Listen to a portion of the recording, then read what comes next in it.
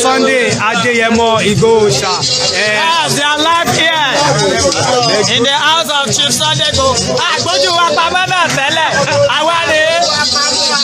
Ológìní ò sí lé tẹ́lẹ̀, àwọn eku wá ń dẹ mọ́, ológìní wá dé padà. Ẹ̀yin eku ẹsẹ̀ kéne. Olóyè Sunday Igboho is back, no going back, Yorùbá nation. No going back.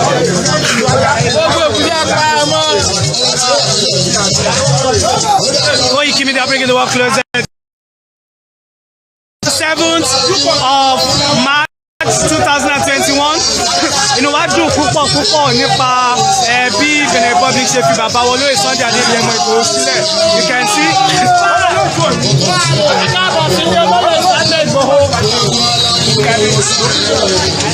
You can see the joyous celebration that is going on here. Adúpẹ́ lọ́wọ́ Ọlọ́run wípé àdúrà wa ti gbà. Bàbá wa Olóyè Sunday Adeyemo Igboho Oòṣà bàbá, he has been released and we thank God so much. Jubilation is here. Koiki Media bringing the work closer to your doorstep. Inú àwọn èèyàn dùn púpọ̀ ní bíbá ẹ̀. Fàájì ti ń lọ ní bíbá ẹ̀. Àti jagun àjàyè. Àwọn jọ̀dọ̀dọ̀ Bẹ́ẹ̀ni.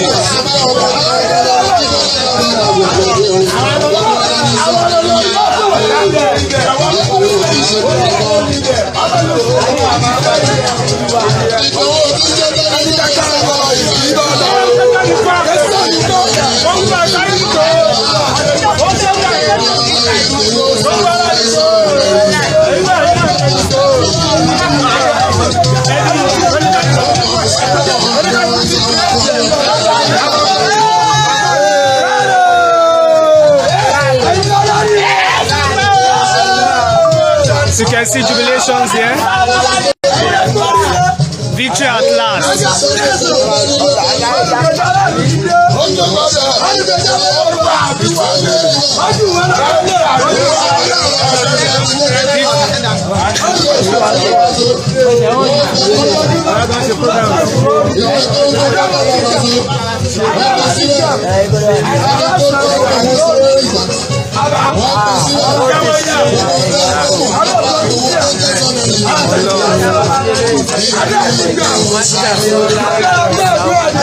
Ẹ kálẹ́ o, Mr.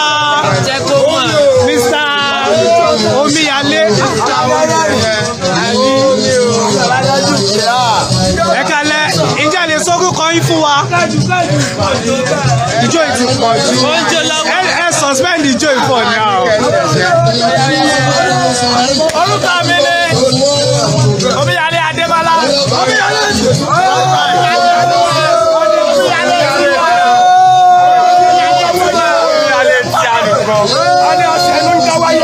Nínú ohun gbogbo ká máa dúpẹ́ àárọ̀ méjì tá a lè ṣe tó ká dúpẹ́ lọ gbogbo ọmọ Yorùbá pátápátá àwa gbé òṣùbà bàǹdẹ̀ fún President Patrick Talon tó jẹ́ ààrẹ orílẹ̀-èdè Benin Republic torí ká ló yọ lórí ikú bí àwọn ará bí ni a fi ẹjọ́ ṣègbè àádẹ́gbàbọ̀dé fúnra Yorùbá tó fún dí èyí adúpẹ́ lọ́wọ́ ẹ̀ àwa adúpẹ́ lọ́wọ́ akọni níwájú adájọ́ yẹ Barrister Salami àti gbogbo àwọn agbẹjọ́rò yòókù náà pé adúpẹ́ lọ́wọ́ wa o ẹ̀ẹ́dọ́gba Yorùbá nation láwàá yìí bóyá afẹ́ bóyá akọ̀ orí irun Yorùbá nation ó láwàá yìí orí náà kan ó kí gbogbo mídíà pátápátá látòrí ọ̀gá mi Ọláyọmí Kóìkì lè kárí gbogbo mídíà pátápátá fún akitiyan àdúrótè látàwọn Professor Banji Akintoye ẹ kú oríire o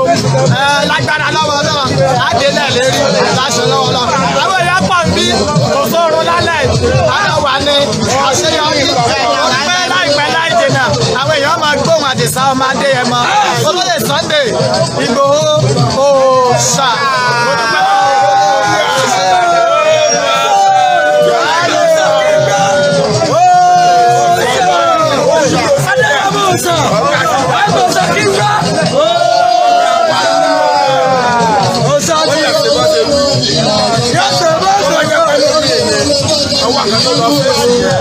A ti wò pé ẹ jẹ́ padà bí pé àtẹ̀lé olùdó náà ọ̀dẹ̀ tó rẹ̀ wọ́n dúró lórí ìpinnu wọn wọ́n sì wà lórí ẹ̀ náà àwọn adúpẹ́ lọ́ọ̀ náà ó máa sọ wọn lọ ó sọ wọn lé ẹjọ́ mẹ́ta wọlé lọ́wọ́ ọlọ́ba wa lọ́rẹ̀ bí wọn ìpinnu wọn náà ọlọ́wọ́ ayọ̀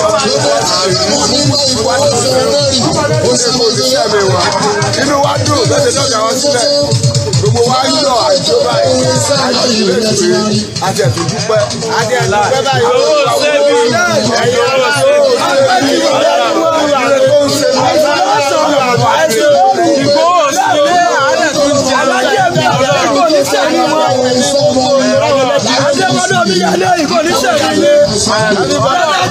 Daddy professional driver.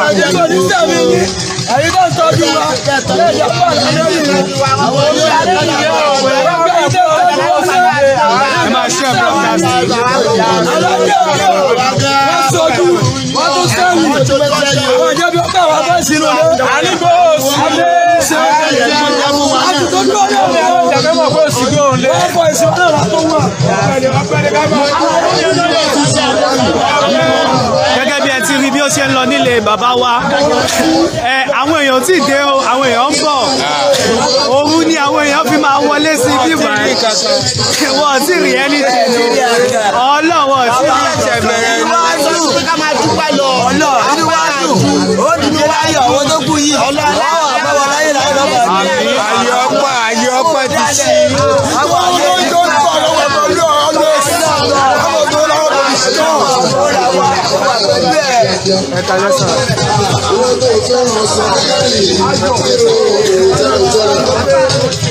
Hello